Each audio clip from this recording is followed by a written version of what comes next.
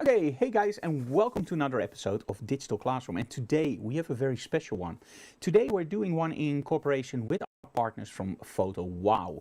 Now you might wonder, like, hey Frank, what is Photowhoa? Photowhoa is a huge platform that will actually give you the best education for photography, video, and whatnot more. They have awesome deals, and they even have a plan where you are a member of a full year and you get a lot of stuff for free or big discounts. And of course you can find all my instructional videos there too. We changed the audio a little bit. It could be that it is a little bit softer, but at least it doesn't clip anymore. Okay, let me check if everything is in order at the moment, and it looks fine. So we are ready to start. And well, I hope you're sitting down because this is gonna be fun.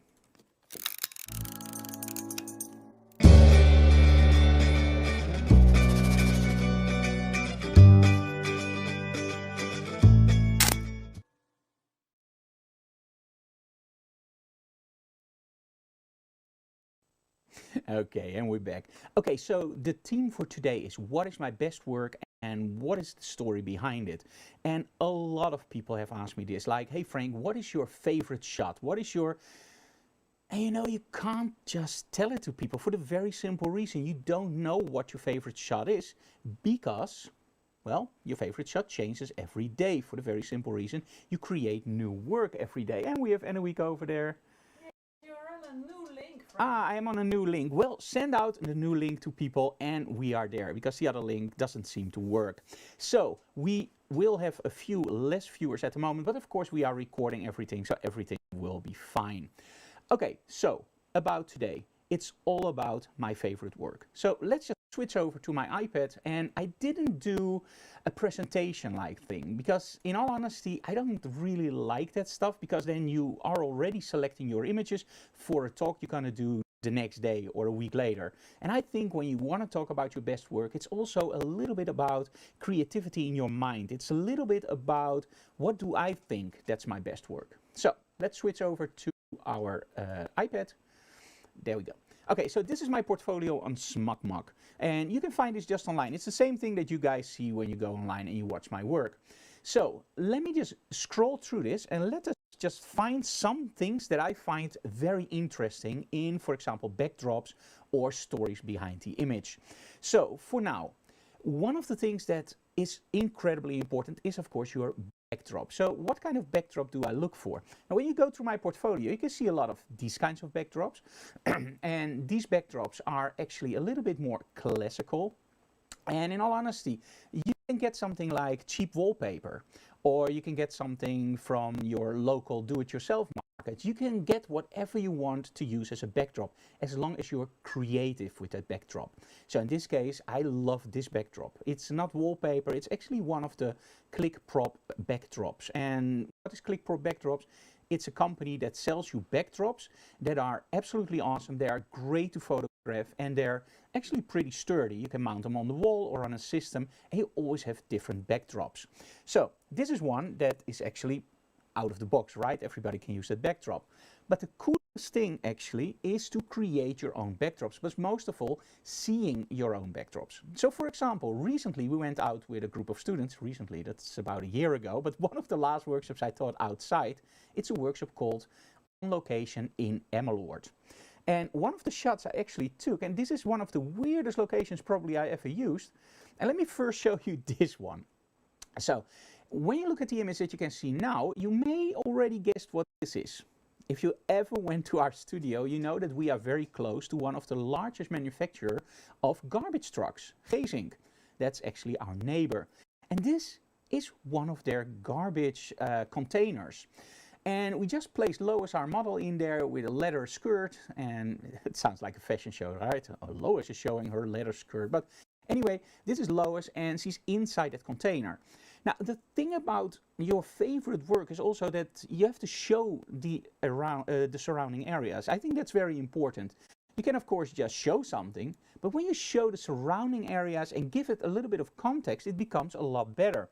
And that's actually what I did in this shot. So zooming out just a little bit more,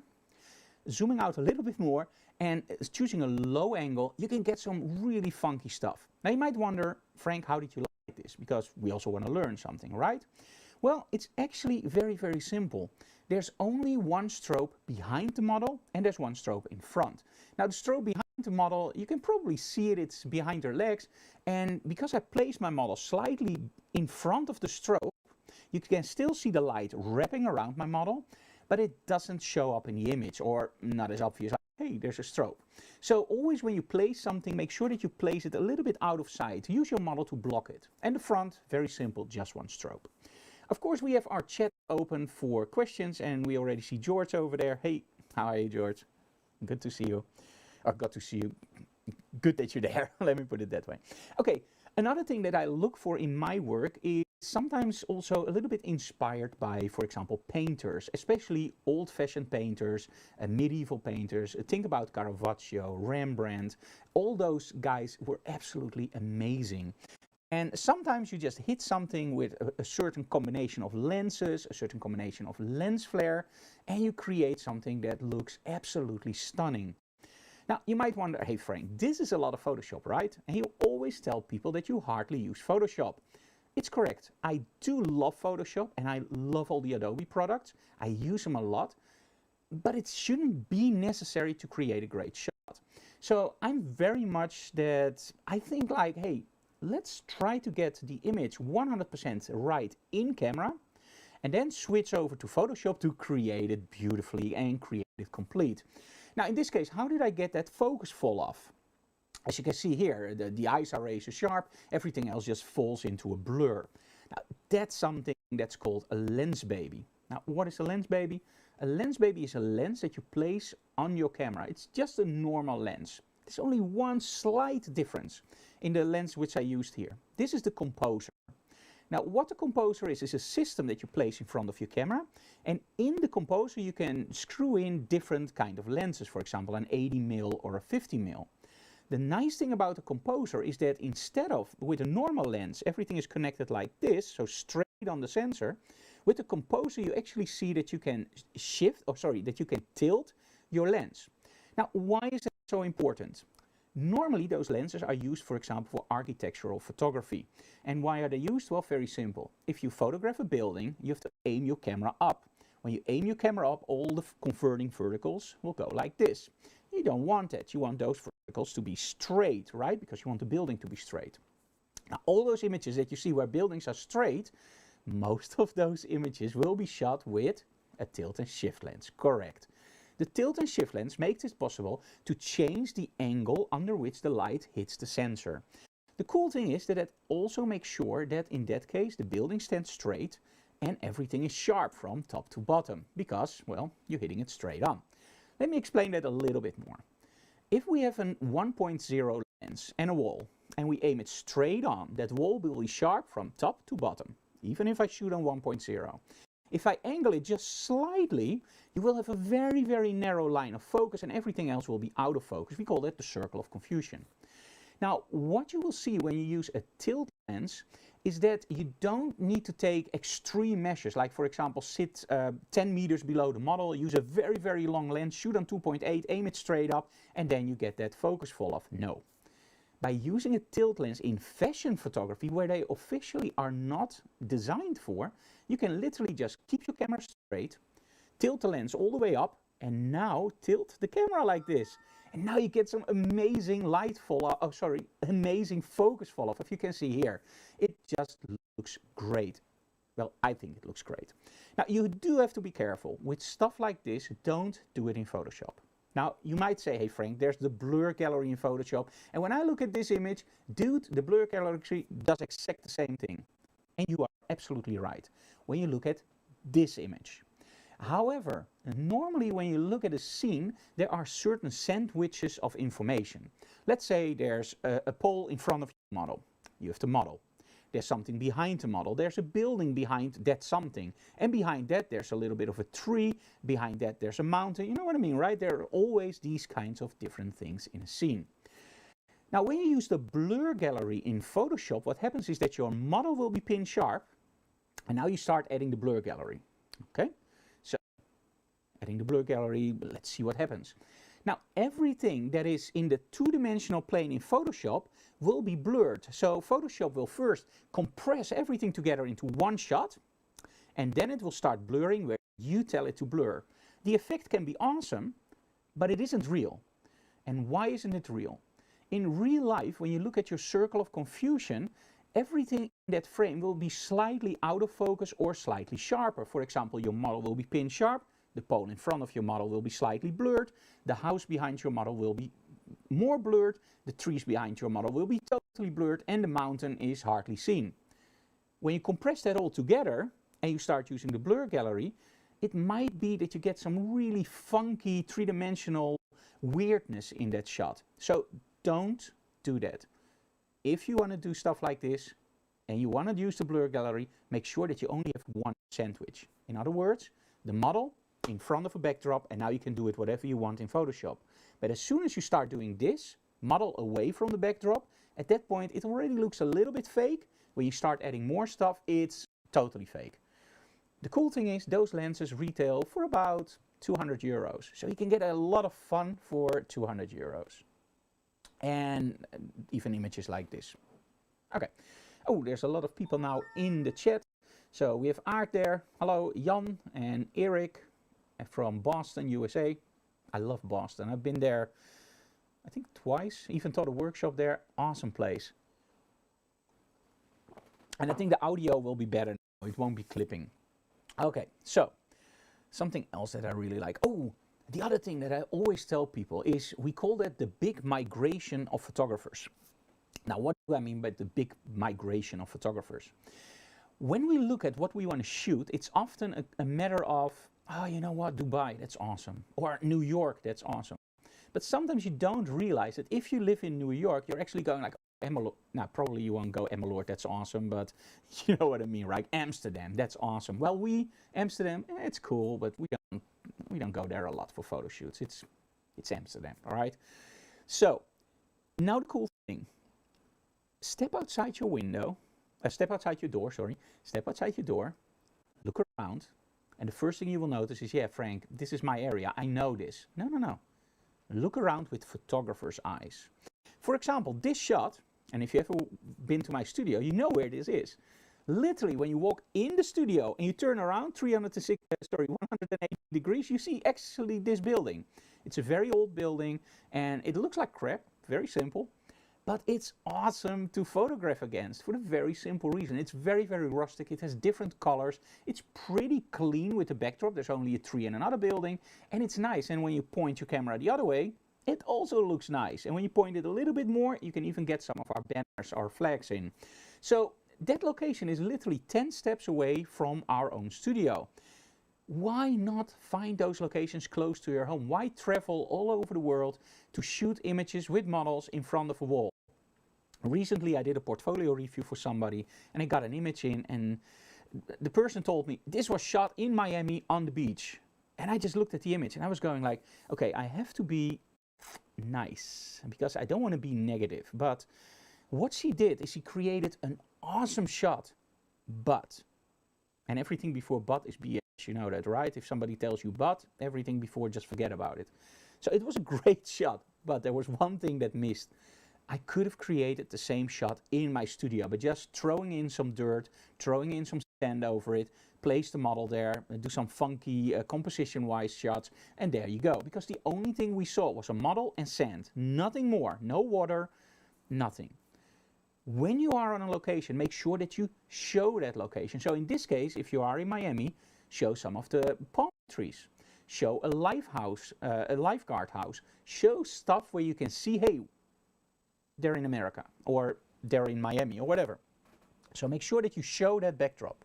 Oh, by the way, this is the same building, but then from a slightly different angle. Okay. But is this my favorite work? No, not yet. Let me just go through some of these images. Okay, this I also really like. Okay. Now, I've been asked a lot to do trade shows, events, webinars, and whatnot more. And especially, the webinars are cool, of course, like we do now, chatting with you guys in front of a camera. I still miss that interaction with you guys where I actually get feedback back from the audience, which is awesome. So I'm not at my best in front of a camera like this, but I still like it. But most of all, what I absolutely adore are trade shows, Sony events or whatever event there is where I can literally do a live shoot. This image was shot during the Sony Alpha Convention in Genk in Belgium, sorry. And somehow it was a very, very bad location. One, it was incredibly hot. Like so hot that people were actually almost fainting and they were constantly giving out water. As soon as I was done with my demo, I went outside and the only thing I could do was take a deep breath and then run back inside because you felt like you were literally getting some microwave stuff in your throat, so hot. The thing was, there was so much light hitting our scene that it was almost a lost bet.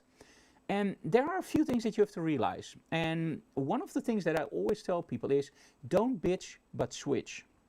Now, it sounds a little bit harsh, and sorry if you have to beep that out, but don't bitch, but switch. Did it again. So, what does it mean? There are many, many photographers, if something doesn't go the way that they want it, they start to complain, like, hey, I can't work like this. Hey, it's too hot. Hey, there's too much light in here. Hey, you promised me a dark area. Now, in all honesty, when Sony asked me, like, can you do this event? I told them, yes, I can do it, but I need a room that I can blacken out or where there's very, very little ambient light because I want to show all the lights and all the shadows. So I need a room that's very, very dark, moody, a lot of gear, equipment with maybe small lights. And be honest, there were a lot of those locations in this location. So awesome. So we arrived, our first location was absolutely cool. Great, loved it. Then they came over, yeah, we have to move you to another location. And that was even worse. There was no machinery there. There was only a wide open space and all the windows on top. So you literally came in and you went, where's my sunglasses? Let me first put up my sunglasses. And you go like, okay, so I have 1100 watt seconds with me. Yeah, probably not gonna make it, even with that strobe. There was so much light. So what I asked them was, can I please go back to the machinery? Because at first I said, there's too much ambient light. So at that point, you just switch. You have to be aware that when you are complaining, your client is also stressed because they're organizing everything. They have 10,000 other people they have to help. You're just the hired gun or the hired photographer. So be gentle. And of course, in my mind, I was just blowing up, like going like, how the heck can I get great shots here? And now comes the cool part. When you then pull it off, I was looking at these shots and going like, yep, that looks awesome. And at one point I even dared to put a red gel on there. And I was going like, yeah, it works. Why did it work? Very simple.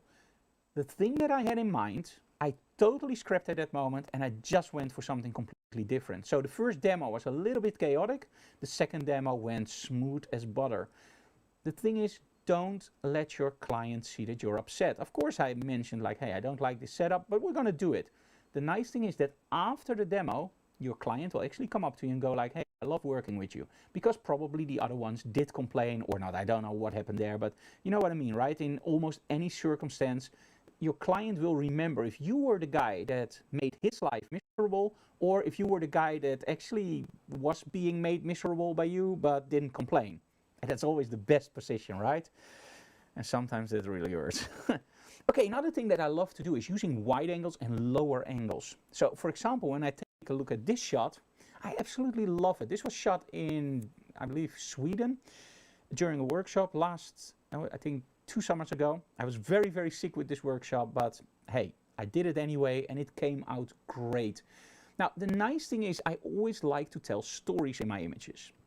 Now, sometimes it's a little bit hard to create a story because, well, what is a story? Some people say a story is a beginning, a conflict, a middle part, a solution, and an end.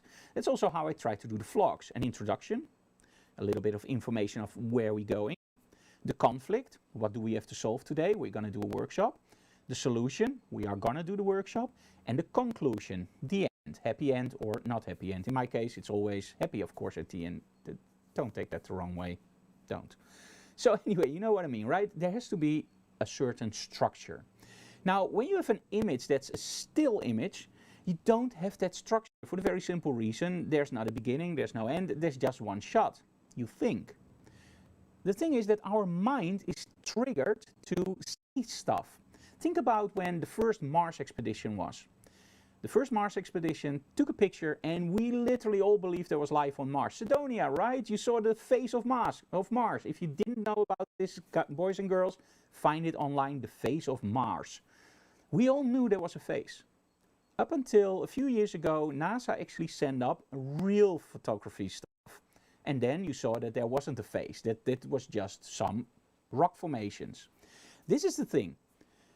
Our mind sees something that's abstract because there was too little resolution. Our mind can't handle that. Look at the sky, look at the clouds. Do you ever see abstract clouds? No, you always try to find a bus, an elephant, Star Trek Enterprise, whatever you want to see, but you always see something. And this is what, as a photographer, you can literally use to trick your audience into seeing a story. Like, for example, here, the only thing I had to do was aim her hand towards something. I like the saucer at the other end. I don't know what it is. I think a water collecting stuff. And by placing her on a rock, aiming her up, and that little thing in the back, and then creating in Photoshop, yes, in Photoshop I created that little part on the right, that lens flare kind of stuff.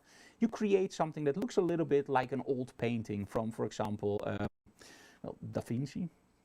I just shout something out. You know what I mean, right? That old style painting stuff where there were stories. Okay. But lower angles can also mean that you actually get a little bit more action in. Like, for example, in this shot, laying on the floor with a 12mm camera, 12mm lens, aiming it up, and just let the model do a little bit of a kick. Now, in all honesty, there's a lot of clutter in the back, but I also liked it. I wanted to have one shot where I actually saw the building, where I gave all the theory classes, and where I did everything, like meeting up with the students, and of course that saucer thing in the back and the flag. So I needed to fit everything together, and at that point, again, I was very sick. I couldn't really grasp it, and I thought, you know what, let's do a wide angle shot and let's give some action in there. Somehow I really like the outcome, otherwise it wouldn't be on my portfolio. I also like that you see the villa underneath her shoes. Okay, another thing. Now, when we are on locations, it's always cool to find rundown stuff, right? Stuff that is a little bit dirty, stuff that's a little bit old, stuff that's just raggedy. You know what I mean, right? It has to be dirty and structured, character, right? Now, when you look at a shot like this, where do you think this was shot? Behind our studio, correct. Now, if you are in our studio, it looks very nice from the front. Very nice, it looks nice from the front. If you go to the back, it looks horrendous, it looks terrible. But that's not an accident.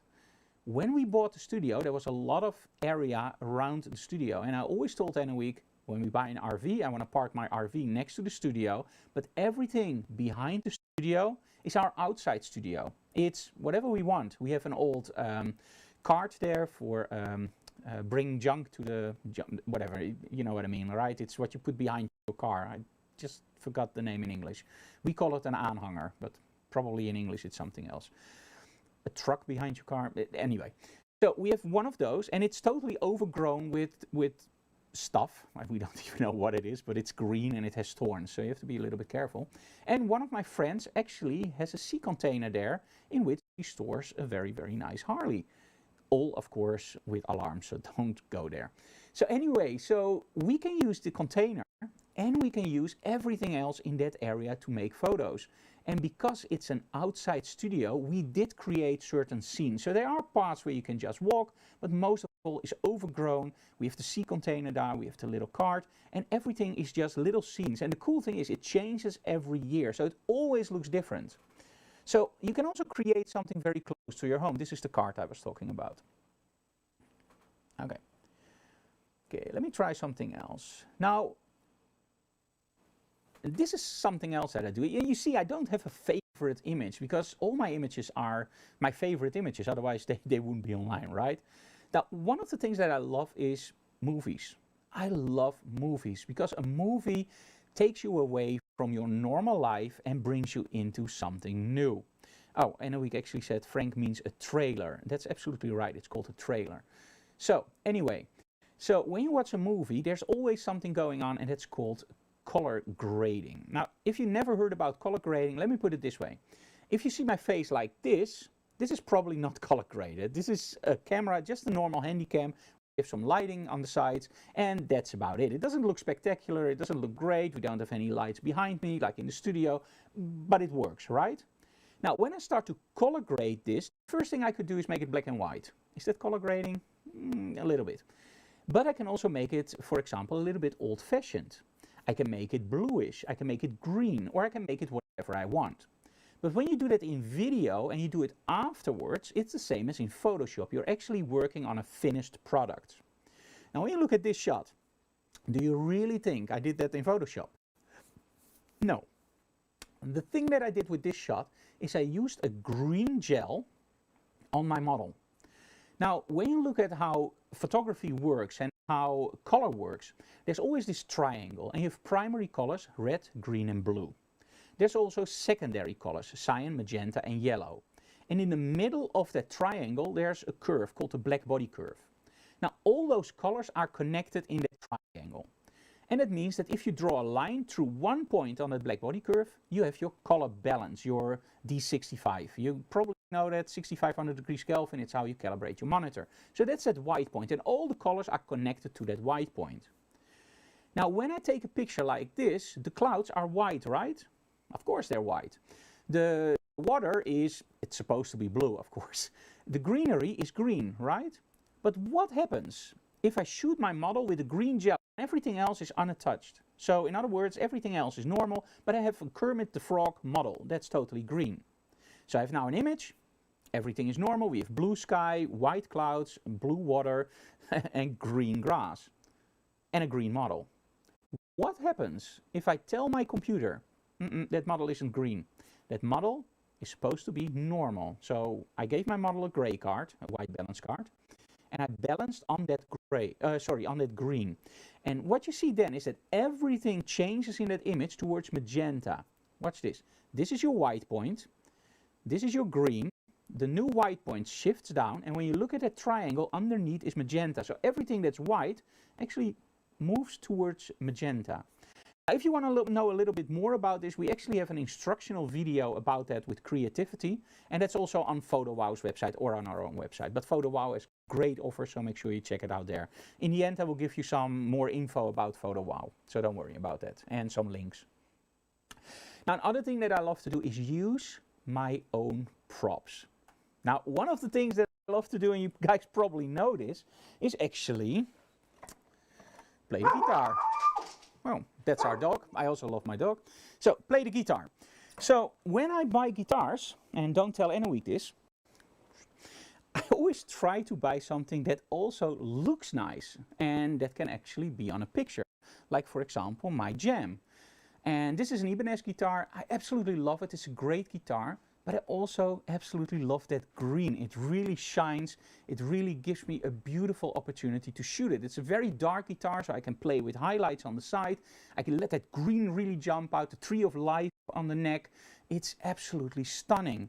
So why buy a guitar that isn't interesting, right? And let me see if I have some more with guitars. Like, for example, here, this is a custom paint job somebody did for me. I'm a huge Batman fan, so they offered to paint the guitar in Batman. Didn't really turn out the way that I wanted it to, but hey, it looks awesome. So I'm not complaining. Let me see here. This was the guitar before it actually was painted. So you see it, I'm even using it before it gets painted for the very simple reason. I have it there, take some pictures there. And often we have the greatest tools and we just never use them. For example, I have a whole portfolio, if you look at online, that's actually called cameras. Let me see where I have that. Here we go. Cameras. And these are all images, as you can see here, with models holding cameras. Now, let's be honest, you can buy a camera on a flea market for €5 and you have a great camera to shoot for images, right? Just let your model hold it. It also solves another problem. What do you do with those freaking hands? Because a lot of models, they will start talking to you and they go like this, yeah, you go like, oh, that's a nice relaxed pose. And then as soon as they start to pose, they go like, you go like, why?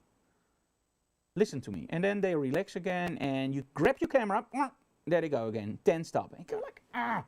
So I once saw an instructional video where they actually told you hands are the most difficult part to photograph. So just don't include them in the image. And I went like, what? Don't include the hands in the picture. The hands are part of the story. Look at me. I'm talking with my hands. If I would be doing the whole seminar like this, I'm actually talking different now because I can't use my hand. And as soon as you start using it, you see the expression comes in. So don't ever take hands out of the image. But if you have a model that doesn't know what to do with those two hands, well, very simple. Give him a camera. Now, these models all know exactly what to do without camera, but sometimes you let your model, for example, twist. Everything looks fine, but those hands, I don't know, jazz hands or whatever they do, it's something that they shouldn't do. Give him a camera. At that point, turn around. Maybe they will drop the camera, so give him a cheap camera, but at least they have something in their hand. It doesn't make any sense, but when you look at the image, it's a storytelling. Why should she have a camera? Well, maybe she makes a picture, maybe she turns around fast. It tells a story and it makes us think. And as soon as you think, you look longer at the image. The one thing, the caveat that you should never do, photograph just a pretty girl with a solid expression in front of a white wall or whatever wall. Because then somebody looks at the image and they go like, ooh, nice girl. At that point, I don't delete the image, but I probably will not use the image again. I want my viewers to look at my image and go like, holy wow, that's a great image. Oh, I love the model. That's the right thing, because if they say that, then you succeeded. So let's go to some images where I think I'm pretty close to that. And one of the most famous ones, I think, for me, of course, is Dragon Lady. And I know a lot of you guys have probably been waiting if I would include that. And because I include it so often, I was reluctant to do it. But hey, let's be honest, it's just a killer shot, so why not include it if I can find it? It has been a while. Oh, there we go. So this is Dragon Lady. I don't even know why it's called Dragon Lady. Awesome styling by our stylist and good friend Nadine. This was shot during a workshop called Creativity and Styling. Now, during that workshop, Nadine actually teaches the students what to do with styling. Very, very cheap, medium, and let's say 100 euros. This one I didn't see before. They came in and after that we just built this out. And I believe when they came in, the tail was only halfway through or whatever. And we just started creating it. Start creating lighting, start creating smoke. And the best thing ever is, this is not a shot by me. It is by me. But everything was created by me, Nadine, and the students. Because the students actually at one point said, you know what, Frank, I think it would be awesome if you also have a red gel on her leg. Because in the original image, one that I shot before, I didn't have a red gel on her leg. I actually gave it an accent with white. And I really liked that. And one of the students said, what would happen if you do it with red? It's going like, yeah, maybe everything is a little bit, everything is a little bit red. Yeah, let's try it. So I put the gel in front, never would have thought about it, shot it and was going like, thank you so very much. That was it. Awesome. So listen to people. Even if you think you're better than them, which you should never do, listen to people because they look at an image in a totally different way and really can enhance you. Okay, let me see. Mike is on board from Belgium. Hello, Mike. Okay, this one is also very cool. And a lot of people don't know the story behind this. This was at the time, I'm still shooting for Ellingram at that time. Now I'm shooting for Hensel, but I only switched brands twice in my career. So Ellingram and then to Hensel. But this was still shot for Ellingram. And they needed something that was special, that was awesome, kick-ass. And I was just thinking about something. I was going with Nadine, but I don't know if this is going to work. And she was also going like, I don't know if this is going to work. Let's just do something and let's do the shot another time. And there was no time limit, just if you have something cool, send it to us. And we took shears, actually Nadine took shears, just the stuff that you hang in front of your window. She put it on her body and I started shooting. And at one point we were going like, I don't know. It doesn't really work, right, Nadine? No, it doesn't work. And we couldn't put our finger on it. It looked awesome, but it just wasn't what I wanted. And at one point we just thought like, you know what? Let's bring out, yes, a wind machine. Awesome. So we put the wind machine there and never realized that shears are very, very floaty in the air. Much more floaty than we thought. We thought it would float a little bit. So every time we put the wind machine on, woof, and Nadine was going like, out of my face, woof, out of my face, woof. And I was just going like, oh man, I can take one shot and up, it's in the face again.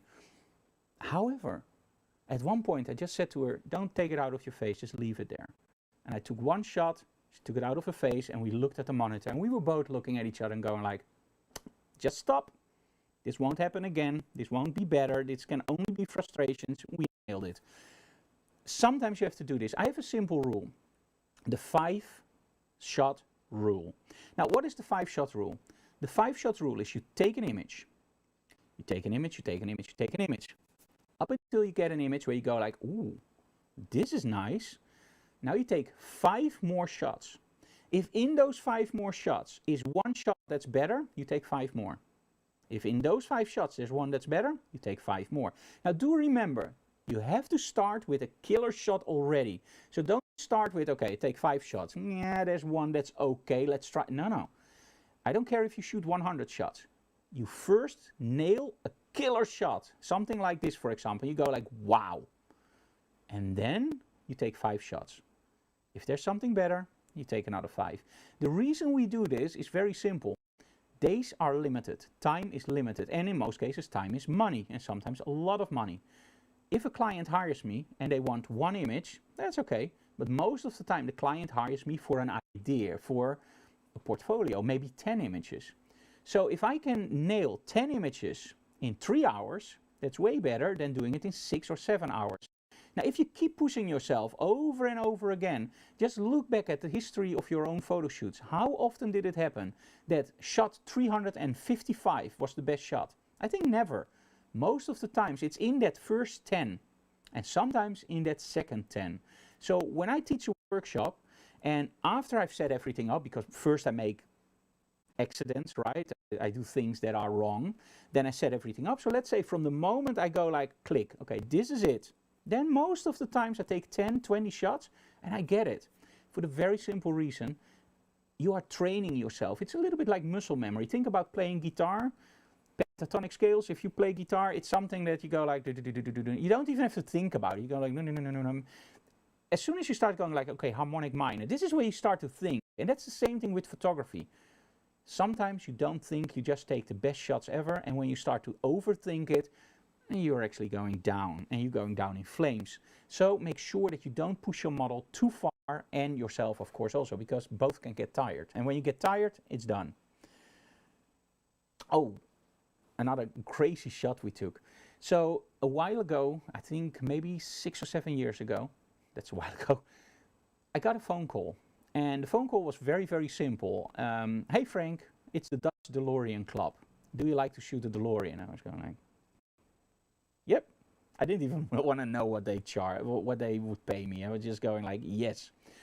There was only one thing. I said, can I bring a model? And they were going like, nah, I don't know. The idea is actually we have a meeting and we want some images from the DeLoreans. I said, yes, but can I bring a model? Yeah, you know what? Bring a model, but then you can only use my car because probably the other ones don't want their car with a model. Now, what I thought I would probably do, and later on I realized this, is that I bring a model in a bikini or whatever, pose her on the hood of a car, all Playboy style or whatever. I'm not like that. What I wanted to do was create something that literally just blew their minds. And we literally did this, and this was during daytime. So we used a lot of strobes and a lot of power to actually do this. I think this was actually done, if I don't lie, with Rangers, so 1100 watt second units. And we have one with a red gel in the back and one on our model and one on the side to light the car. And there's actually one, and that's this one, where we also started using smoke. And in this one we also turned on the headlights. Now we asked the owner to turn on the headlights, but because we used so much strobe and there was a lot of ambient light, we couldn't capture the lights of the car.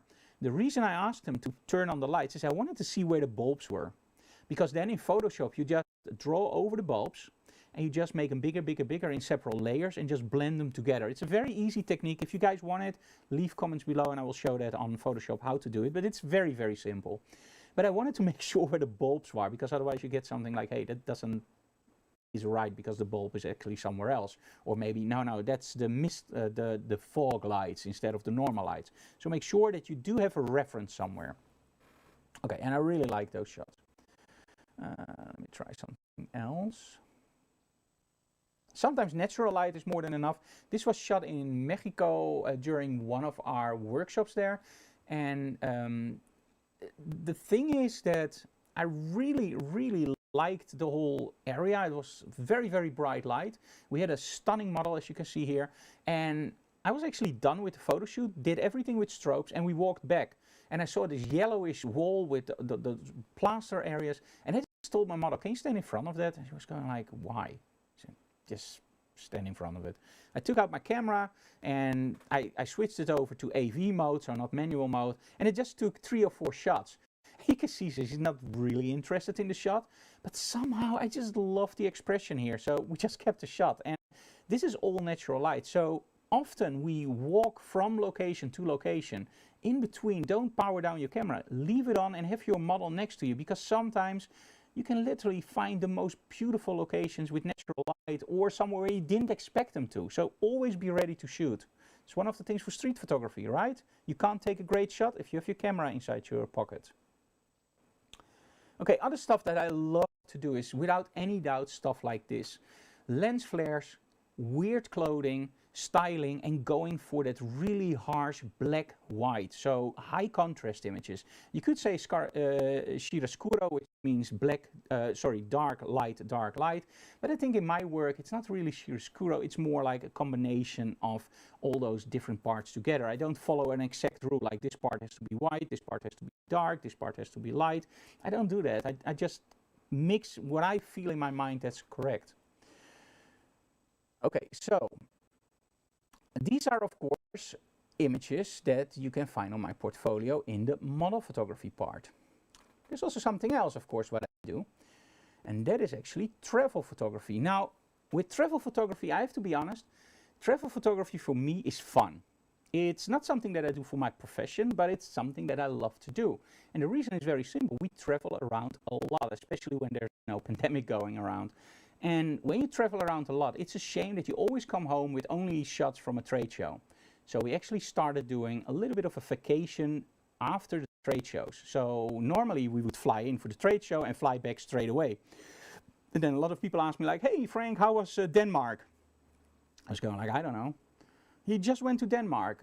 No, we went to Amsterdam at 6 o'clock in the morning. We arrived at 12 in our hotel. We arrived at 12:30 in our location. We started building up. We had dinner at around 10 o'clock at night. We woke up at around 4 to get in a car to drive 400 kilometers, do the same thing, drive back, and at 12 o'clock I had my next appointment in Amsterdam, in Emmeloord again.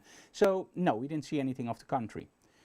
The thing is, that gets really tiresome and you feel burned out because you are visiting all these beautiful locations and you don't see anything. So what we did is, Europe we are now doing with an RV, meaning we literally get into an RV and we drive to Sweden, Norway, Denmark, Germany, Belgium. It doesn't matter. We drive there to teach the workshop. And because we drive there, we have a lot of time to also do sightseeing.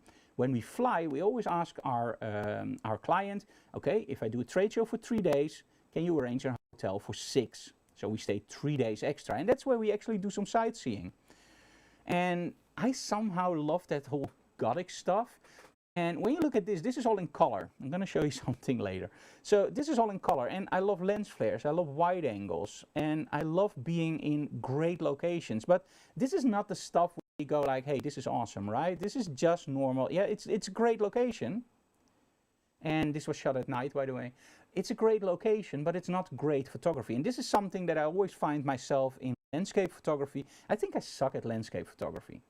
When I see stuff by, for example, Moose Peterson, it's all so beautiful. And when I see my stuff, it's more like, okay, I've been there, I took the shot. And that's up until I started doing some other stuff. I started looking at the stories. Like, what is that image doing? What is that statue doing there? There aren't any big boy burgers anymore in America, right? Well, we found one. And big boy, sorry. And I love the shadow behind it. I just moved around until the shadow was right. And then you start doing a little bit of storytelling. But what if you do that storytelling a little bit more? And you start shooting people on the street. And sometimes people don't want to be photographed. And they do stuff like this. I still post it. And you might say, and this is a part where we get into a little bit of a slippery area, like, is that nice to post an image when somebody does this? 1, it's a public road. 2, he doesn't look weird, right? 3, he isn't recognizable. And 4, he's not really part of that whole story. Now, the story behind this is actually pretty cool. When you look closely, you see that it's a seller, right? He sells something on the street. It isn't. He was just walking by while I was taking a shot. And because he did such weird stuff with his hand and was shouting like, run, run, run, no. I just aimed my camera a little bit higher and I just shot it. And later on I looked at the shot and I was going like, yep, that's the one. And as long as somebody doesn't look weird on camera or you can make fun of them, I just post the shots, why not? Sometimes it's also about finding cool texts.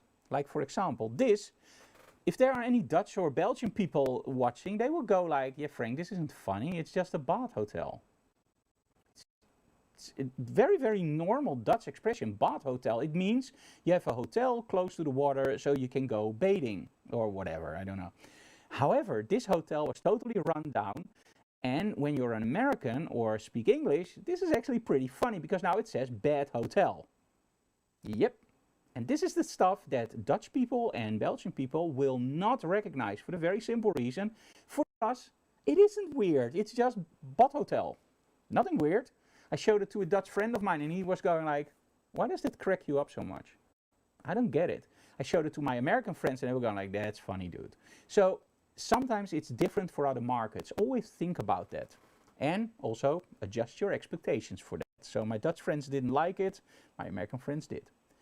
Sometimes also ask something, like I saw this happening right in front of me.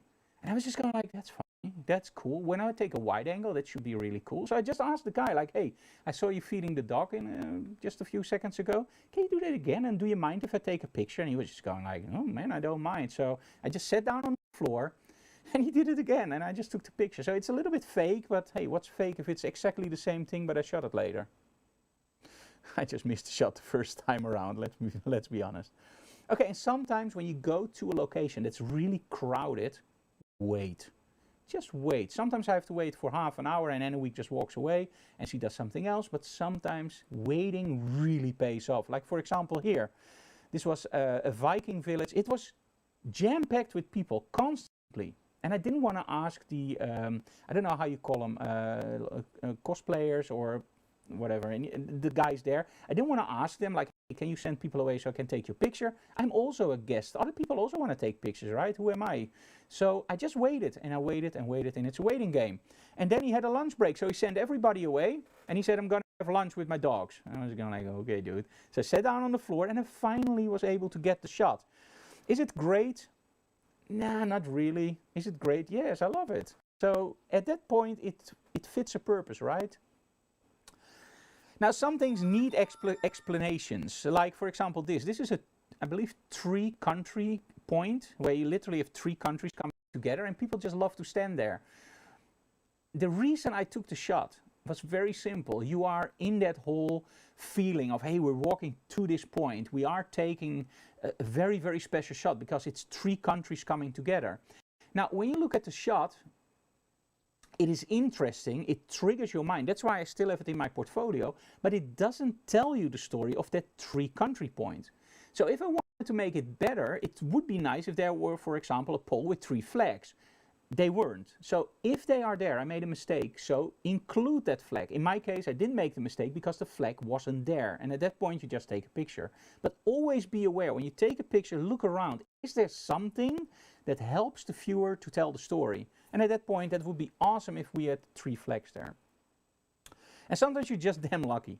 Like in this case, I was walking on Times Square and I wanted to take some pictures, and I just saw this one guy with his orange iPad, and I was just going like, that's funny, I'm Dutch, and yeah, orange, we always have our orange thing, you know. And the moment I just picked up my camera, I saw 2 other guys coming, and 1 girl, by the way, and I just saw, I was going like, this is so funny. So I just stand behind him, and I think he's actually shooting me while I was shooting them. And when you look closely on their screens, you can actually see that they are literally shooting him. And I don't know if this is called a Mexican standoff from the cowboy movies, you know, where somebody goes like, hey, gringo, and puts a gun to his head, and then the other one goes like, no, no, we're here, and the other one goes there, and you have this circle with all people holding guns to each other's head. I always think of something like that here. I just absolutely love it. And if you are afraid for shooting people, and I know a lot of people are, I am too, I'm a little bit shy sometimes, one of the best things is to go to New York or somewhere else where you have a subway. And I don't mean the sandwich subway. I mean a subway like a tube. And at that point, if the doors close, you have great framing. And if people get angry, they can't get out. They can't kill you anymore for the very simple reason the train goes by. So bye-bye. This is how I actually started shooting people on the street, because I was terrified of asking somebody like, hey, can I shoot you? Don't say, hey, can I shoot you? Can I photograph you, of course.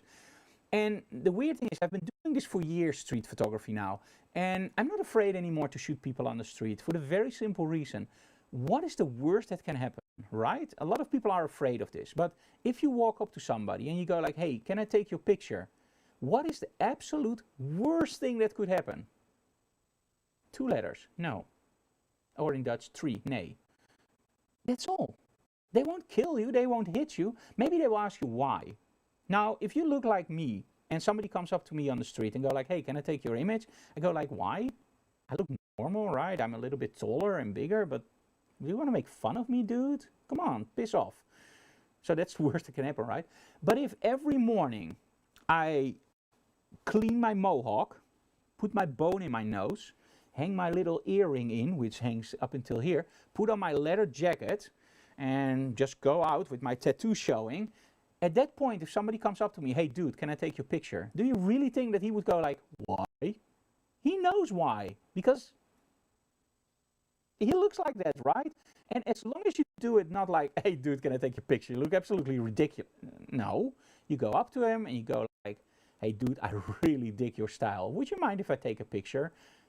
Trust me, if they are photographic interesting, they will. Nobody ever said no to me that is indeed showing tattoos or having nice hairdos or whatever. They love being photographed. I don't know if they do it for that reason, but they will. And sometimes they spot you. Yeah, this was in the tube, and yeah. He reminds me of an actor, by the way, but I don't know if it's him. One thing, when you take your pictures with your phone, there's something that you can do. And I call this the inverse selfie. Now, the inverse selfie is a lot of fun, and you can do it alone or you can do it with your partner. Now, if you are sitting next opposite to me in the train and I want to take a picture, I will probably do it like this. Very inconspicuous, like, ooh, you don't see it, right? You don't see it. But actually it's pretty obvious, right? I'm holding my camera and yeah, that doesn't work. But how often do you see people doing this? A lot, right? Because everybody wants to take selfies. So what if you don't turn around your camera, right? So I'm still shooting you, even closer, but I can keep it right up your face if I want. Yeah, sorry, Henrik and I have to fit in the picture both. So sorry, I'm just holding it in front of your face. Sorry, dude. Hey, there we go. Just make sure that your strobe is off. That's a dead giveaway.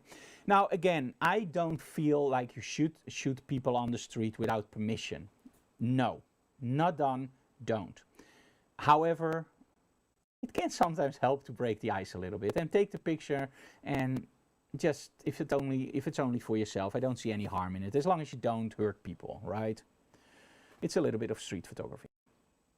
Okay, let me go to something else. Now, the moment it starts to be fun for me with street and travel photography is when I go a little bit more extreme in my retouching.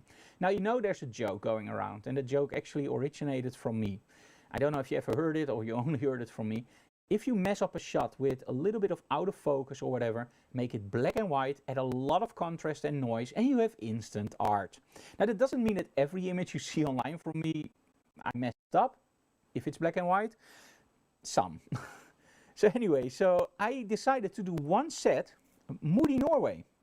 Now, remember the color shot? Look at what a difference black and white makes. Black and white gives you so much more power in these shots, especially when you go to those locations. And even when you think like, hey man, that should be in color. Look at this, like the mountains. Absolutely awesome. Only here there's no scale. So make sure you include something for scale. And somehow I just love this whole series. It's still on my portfolio. The idea was to delete it after maybe 2 or 3 months because, well, it was a trip to Norway and You're just going like, okay, we leave it on for 3 months and just take it out. But a lot of people still love it, so we just keep it up. And this is also something that I love to do. Find something in the foreground, create it huge, and then everything on the back is a little bit less interesting, right? But it's still there. And I think this is the cool part about being a photographer. You are in total control about the end result. You can create the stuff that you like. It's not like, here you have a painting, paint by numbers. No. You have a scene, and the scene is totally three-dimensional. You can walk around it, you can do whatever you want in that scene. You can sit wherever you want, you can light it however you want, you can wait for sunset, for sunrise, golden hour, it doesn't matter. You create the shot, so there's no excuse of not getting the shot, one might say. When traveling, it's a little bit different, of course, because I'm traveling with Anouk, and Anouk doesn't want to spend 6 hours waiting for somewhere, doing nothing, waiting for the perfect sunrise, and I also don't want to do that. I just want to take the shot. And there we go. If the lighting wasn't 100% right, and the mood is there, and everything is there, and you go like, oh man, I wish I would have shot this with sunlight, or with sunset or sunrise, make it black and white, add a lot of contrast, and there you go. It looks great.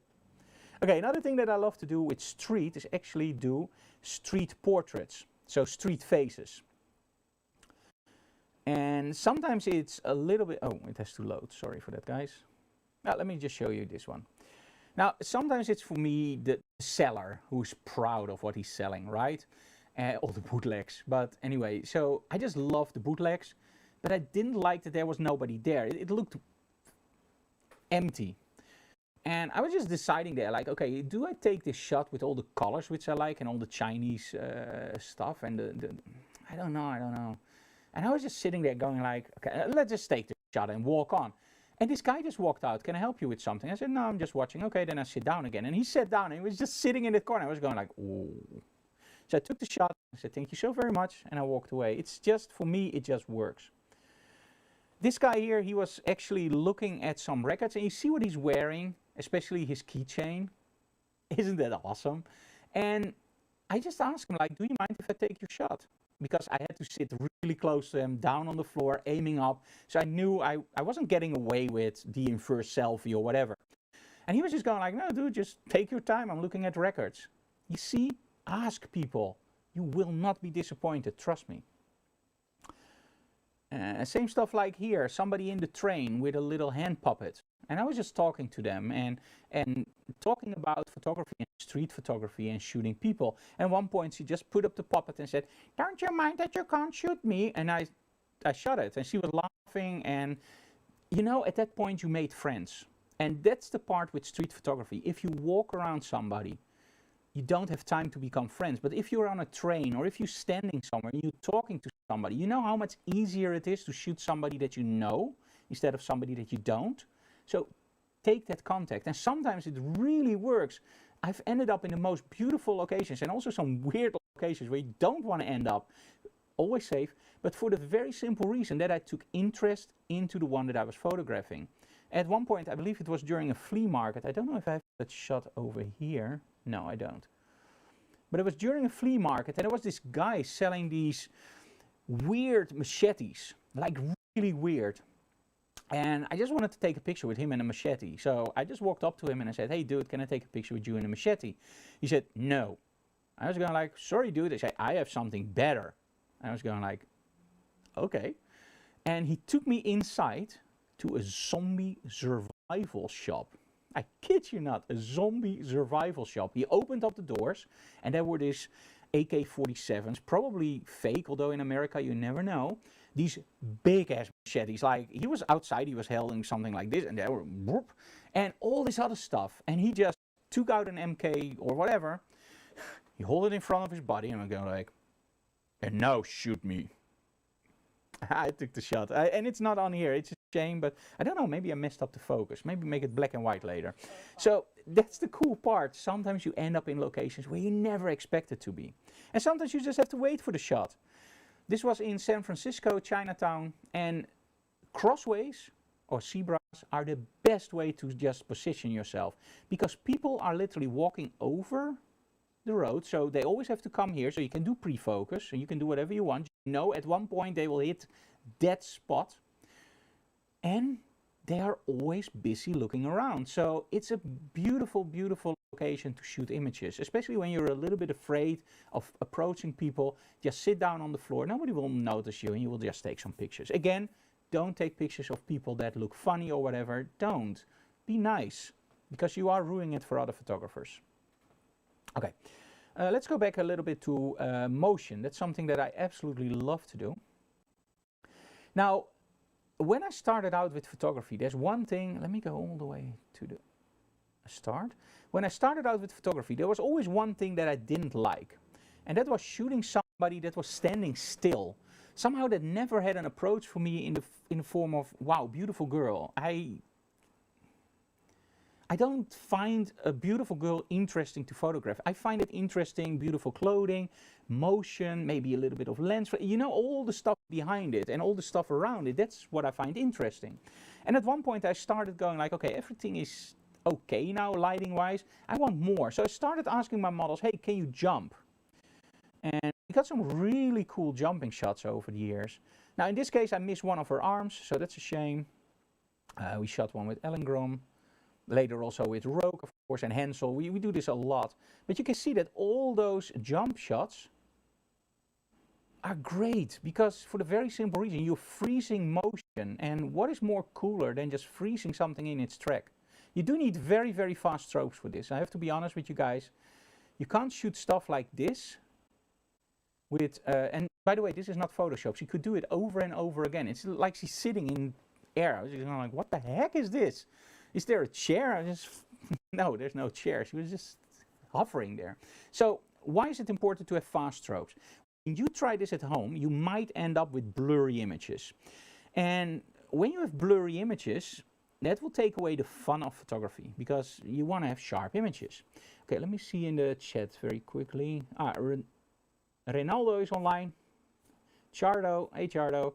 And we have Duke. Hi everybody, I love jump shots. Same here, I love motion. And the thing is that you have to be careful with how you do it. Now when you are outside, and I started out shooting birds, monkeys and sports. So everything I did had already motion in there.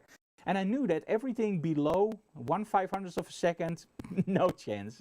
A bird sitting still maybe.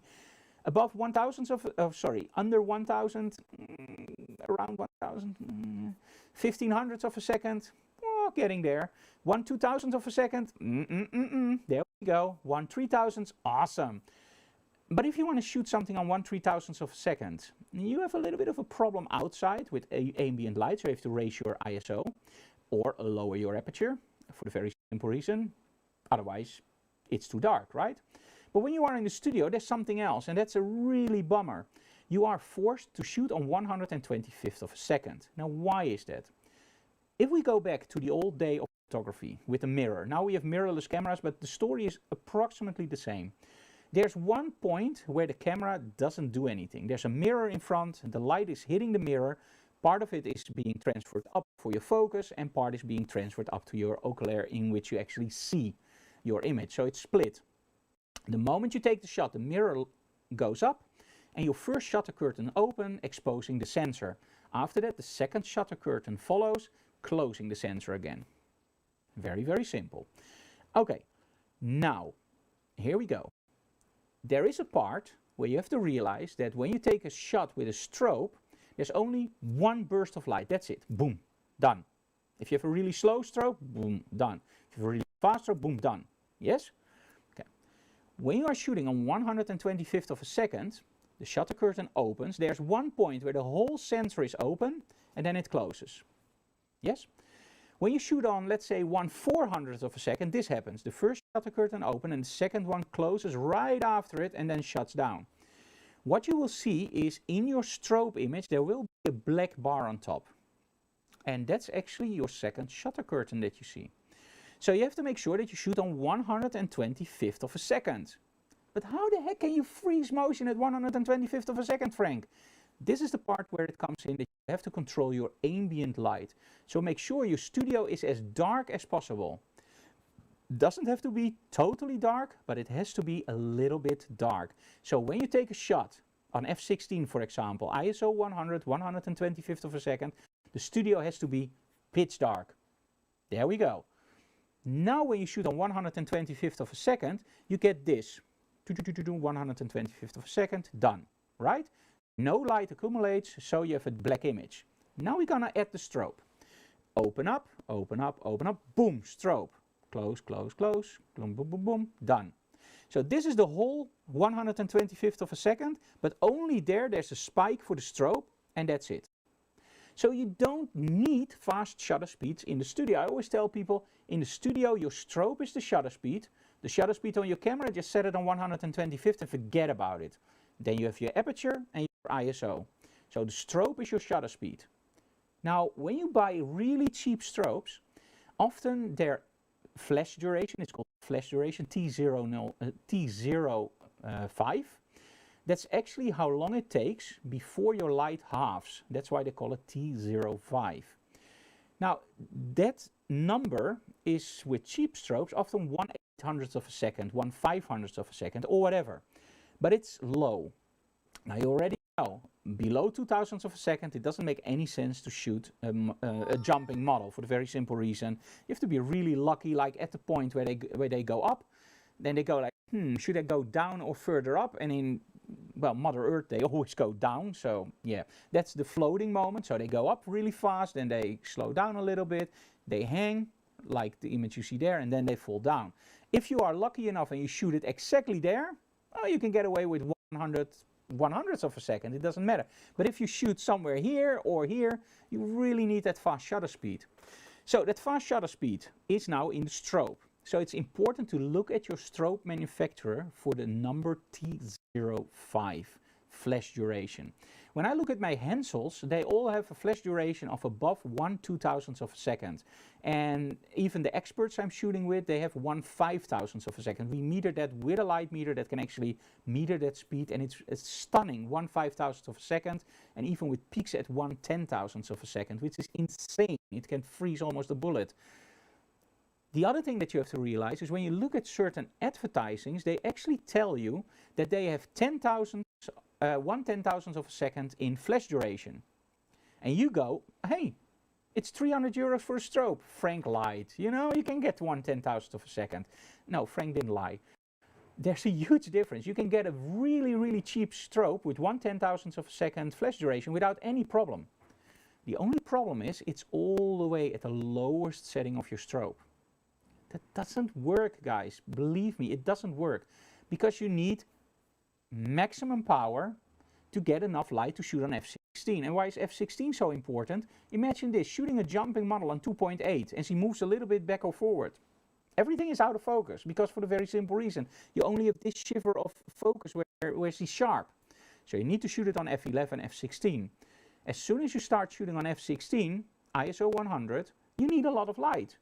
So you don't need a strobe that has the fastest flash duration on the lowest setting. You need something like at 50%, 100%. And you will find out that the big brands, Profoto, Elingram, Hensel, they will all have great flash duration about at a 60-65% range. For Hensel and Elingram it was about 65-70%. And it means that I can put my strobes on 70% power and have the fastest flash duration possible. The cool thing is when I power them all the way down, they're very, very slow.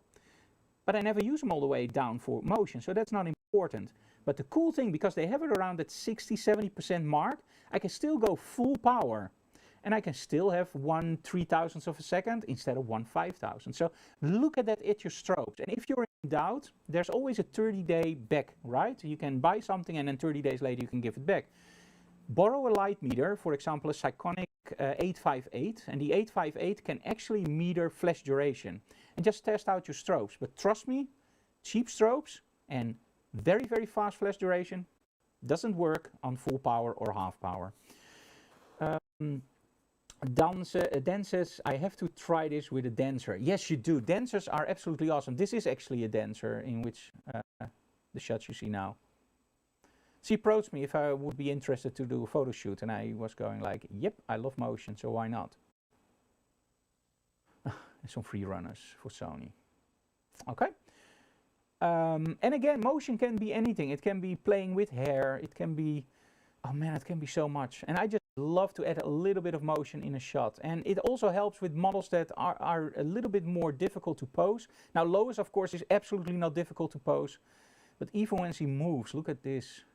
Stunning. She knows exactly what to do with her hands. And of course the right shirt queen. So these are absolutely my favorite shots, I think, the motion shots. Okay, let's go for portraits and then let's finish it off. Let me see.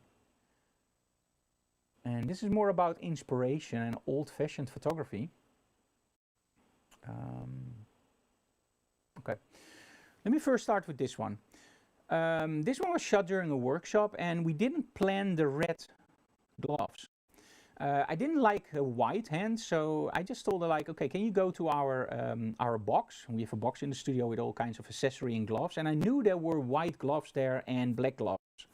And I said, maybe try the black ones or the whites. I don't know, maybe the whites will make it even more extreme, or the black ones. And she came back, she said, did you know you also have red ones? And I was going like, oh yeah, oh that's awesome, try it. And she tried, and it was just, oh man, I took the shot and it was absolutely, this was one of the shots where I go like, this is a killer shot, I love this. The lighting is very, very basic. It's actually, I don't know, an ice light. So it's an ice light, it's like a little bit of a tube, and there are barn doors. And without the barn doors, I absolutely hate it. I don't see any use for it at all in my case.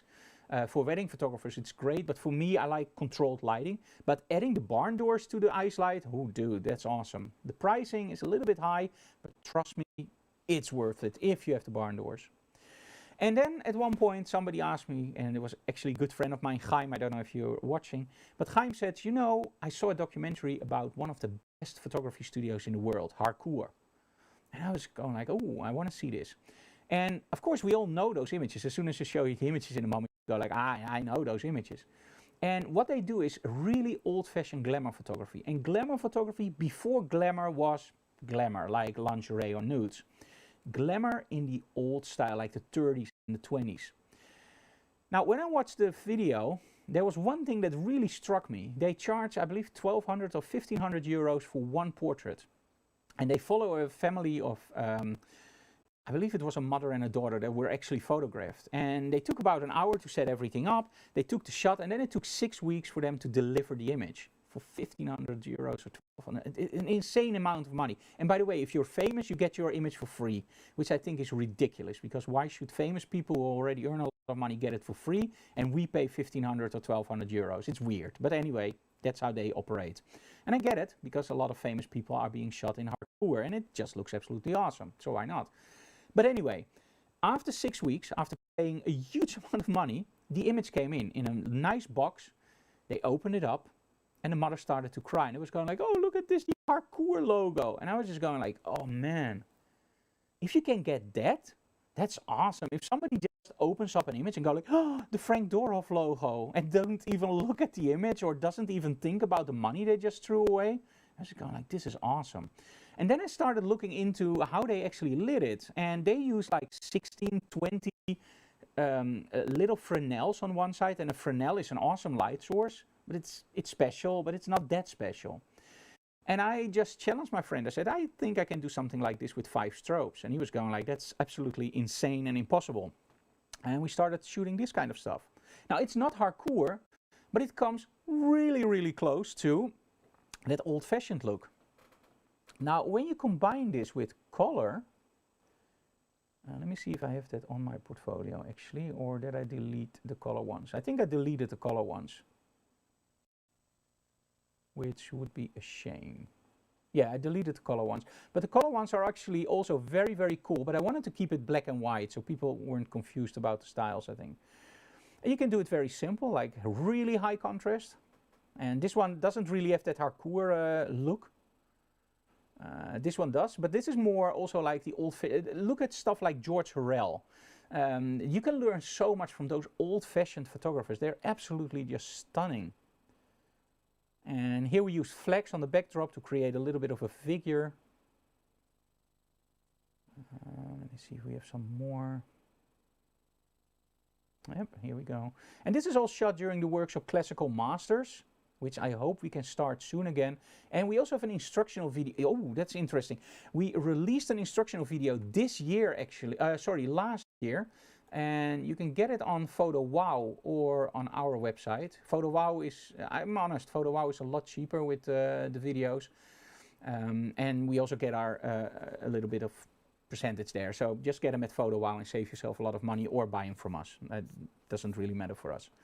But that whole video is about creating that old-fashioned hardcore look, high contrast looks. And let me see if I have one of the images from that video. Because we started doing actually a lot of that stuff. Yeah, I believe this one is from the video also. And these. So, and we did some film noir looks in black and white like this, where she's looking through Venetian blinds. It's not Venetian blinds, but you know what I mean, right? It's the stuff that you hang in front of the windows. And another thing is, and that's actually in my, I think in my glamour portfolio, we did something similar. And that was actually inspired by George Hurrell. And George Hurrell was an awesome photographer many, many years ago. And let me see. No. I'm sorry guys, I can't find that shot. That was also from one of the workshops. Yeah, it's not here. Okay, doesn't really matter. It's, you got the idea, right? Okay, so let's go back to fashion. And let's talk a little bit about including backdrops in a different way. So we already talked about including backdrops, right? You can do it in the studio, you can use wallpaper, click prop backdrops, you can create your own or whatever. But what if your backdrop isn't really a backdrop, but, for example, is lighting itself? So let me find that one. Here we go. Okay, so this shot we got a lot of questions about, and I already explained it in a previous seminar, but if you didn't see it, I do it again. This is pure lens flare. We have one strobe on the ceiling, and in between the model and that strobe we have a red gel, so half of the light is hitting the model with normal lighting, and a part of the model is actually lit with red, as you can see in the image here. There's one blue gel that's slightly next to our model, but aimed directly at my lens on full power. So if this is the model and I'm here, the strobe is actually right next to the model. So she's getting a little bit of kiss of blue, but everything else, 90% of the light is actually hitting my sensor. Now, if I wouldn't do anything, the whole image would be pure blue. And you could see a little bit of the model like you see in the middle, but it would be pure blue because of the lens flare. Shot this with a lens baby, and they're very, very prone for lens flare, which I love in those lenses. What I did is I just placed my hand next to the lens and do this with my fingers. And at that point, if I do this, the whole lens flare is gone. So I have a normal image with a little bit of blue, and you go like, why is there blue? It doesn't make any sense. But when I do this, you get that really nice streak of light. And I did that a few times over the years. And sometimes I make it even a little bit more darker, like here. We've done it on trade shows. I've done it almost everywhere. And the cool thing is, when you hit it right, you really get some amazing, amazing shots. Okay, and if your backdrop isn't interesting, you can also use smoke. So when you use smoke, you're actually creating a new backdrop. However, with smoke, you have to realize that smoke is a little bit like driving your car in the fog. If you open up your headlights, the fog will reflect back and you won't see anything. So when you drive your car in the fog, you never ever turn on your headlights. Or you do turn on your headlights, but you don't turn on the big lights, right? You use lights that are actually lower, your fog lights. And the thing is, oh, let me see. I don't know if I'm still live. It looks like I'm frozen here. But I will just continue talking. Maybe you still see it. I don't need any other images in there. So let's just continue this. Yeah, I don't know what's going on. Only my main camera is frozen. So anyway, you don't see me now anymore, but that doesn't matter.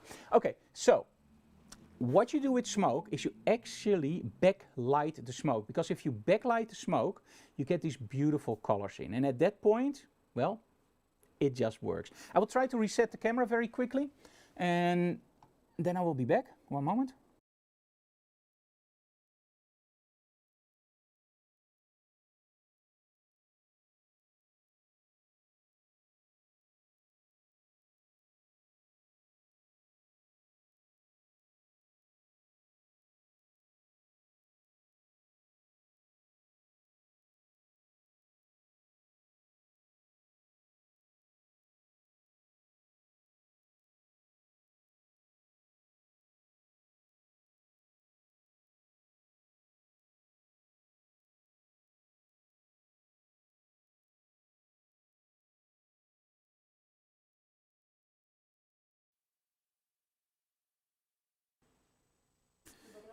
Nee, batterij. Oh, there we have audio again. Okay, sorry guys. I don't know what happened, but we restarted a few things and now it seems to work again. So, okay, sorry. Okay, so for Photowhoa, that was the presentation I want to give. And now we have some really cool discount codes for you guys. So let me start that up very quickly. And let's go here. So the first thing you have to make a screenshot for is just email in a week for the links. So see, here's a lot of links for special deals on Photowhoa. Let me see what's going on here. Oh, guys. Let me see why that doesn't work. There we go. So I talked about street and travel photography. So they have an offer for the street and travel photography beyond snaps. Those are 2 images. Sorry, I lost my train of thought. Sorry. Normally we have a lot of people helping me around. At least Anneweek and Brian are helping me, and now because Anneweek broke her leg, I'm doing this all alone. So when something goes wrong, I have to solve it a lot and also look at the chat and do stuff. So sorry if I lose my track sometimes a little bit for that, sorry. So I created 2 videos about street and travel photography, beyond snaps in, I believe it was Sweden or Denmark, and we have beyond snaps New York, and New York is absolutely awesome. We even went to the Amityville house. So make sure you check that one out. And normally they are 60 bucks and now they're 39. So in other words, it's a lot of discount. So make sure you check that out. And we also have, okay, Anneweek, yes, okay. We also have the Lightroom and Photoshop. Now, during the lockdown, the first lockdown, I was really feeling a little bit like, hey, what can I do? And I didn't feel use for myself anymore. And I don't know if you guys had that. And over the years, you guys asked me so many times, Frank, can you do a video about Photoshop and Lightroom? And I was just going like, yes, but, everything before but, right? It just takes so much time to give you all the tips I know and everything that I wanted to share with you guys. So I decided, you know what? It will be a 2-hour video. Yeah. And what's better than during a lockdown, right? It became a 7.5 hours monstrous video with literally every tip I know, every technique I know. We talk about monitors, we talk about drawing tablets, everything. It's from Lightroom to Photoshop, layers, layer masks, color tinting, whatnot more. It's a huge amount of information about Photoshop and Lightroom, and they have it for 39 bucks. It's insane. It's really cheap. And of course we have the Mastering the Model Shoot on Location video. Also on, just make screenshots of these and don't want to explain too much. And this is the one that you really have to get, and it's the Glamour Photography Lights of the Old Master. And I see that there's a misprint there. It's actually called Glamour Photography, of course, with an with a U. This one I highly recommend if you want to know a little bit more about those old-fashioned style photography. And trust me, those are really, really nice. Okay, let me go back here and let me see if we have some questions in the chat that I can answer. Amazing how the model looks and relaxed in the air. Yes, Trevor, that's the thing. That model was so relaxed and they just jumped up and they did it over and over the same. And I was just going like, this is easy, just shoot. And when it's too easy, up the ante. So that's what we actually started doing, like choosing weird angles, choosing different positions. And that's what you do during a photo shoot. You constantly adapt to what your model is capable of. Let me see. No audio. Okay, audio is solved now. Now we see you but cannot hear you. That's also solved. And people say back. Anneweek Doorhof. Oh yeah, next digital classroom is on May 12th, and we have Nadine in here. So that's a lot of styling. We're gonna do the new digital classrooms a little bit different. We're gonna do less retouching and more photos. So we know that a lot of you guys love the retouching part, and I love to do it too. But I think after seeing so many digital classrooms, the retouching part is literally almost the same. So I am still going to retouch, but I'm going to retouch in Lightroom. I'm going to only do coloring. So I'm going to give a little bit of attention to the skin, but mostly coloring and the stuff that we do. So it's way more into the photography part. And Josh says, Mr. Dorhoff, you champ. Yeah, thank you so very much. If you want to support our channel, there's only one thing you have to do. Hit the like button. Hit the subscribe button, hit the bell notification, and most of all, tell other people about our channel so we can grow. We are a little bit struggling with numbers, of course. I'm located in the Netherlands. We do everything in English, and I don't know, somehow that doesn't really work well with YouTube. So share, like, comment, and of course tell other people about the channel. Hey guys, I would like to thank Photowhoa a lot for this opportunity to tell you guys about my work. And I hope you guys go to Photowhoa and become a member, because if you are a member you get a lot of stuff for free, also my videos, some, and of course go there for your nice deals. If you want to support our work, just go to our website and order the videos there, or go to Photowhoa. Photowhoa is awesome, so make sure you check them out. Thank you so very much, and